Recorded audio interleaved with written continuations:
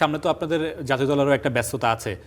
আজকে থেকে ঠিক ১ মাস পর আপনাদের ভিয়েতনামের বিপক্ষে একটা ম্যাচ আছে, তারপর আবার সিঙ্গাপুরের বিপক্ষে একটা ম্যাচ আছে। সেই ম্যাচগুলো নিয়ে আসলে এখন থেকে পরিকল্পনা শুরু হয়েছে কিনা, কোচ আপনাদেরকে কোনো মেসেজ দিয়েছে কিনা?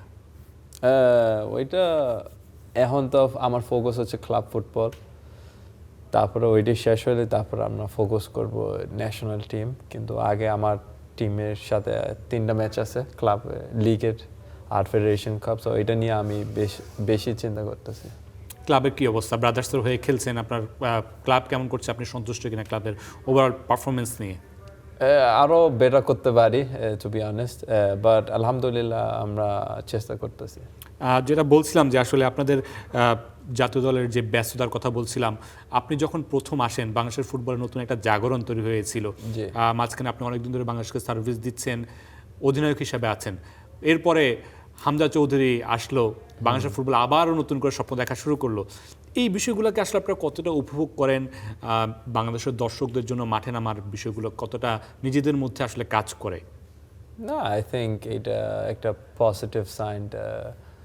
হামজা আসছে, আর ফুটবল আবার হাইপ রিগেইন করছে, মানে অনেক মানুষ এখন ফুটবল ফলো করে। আপনি দেখতে পারেন লাস্ট 3টা হোম ম্যাচ সব ticket sold out within 10-15 minute. So I think এইটা আমরা সবাই যারা ফুটবলের সাথে আছে আমরা এটা এনজয় করি। যেটা বলছিলাম যে আপনি বলছিলেন যে এনজয় করেন, এবং আপনারা হামজা চৌধুরী থেকে আসা শুরু করে আপনি সমিত সোম বা ফাহমিদুল বা যারাই আসছে সবাই বাংলাদেশকে ভালোবেসেই আসছে, বাংলাদেশের দর্শকদের জন্য খেলতে আসছে।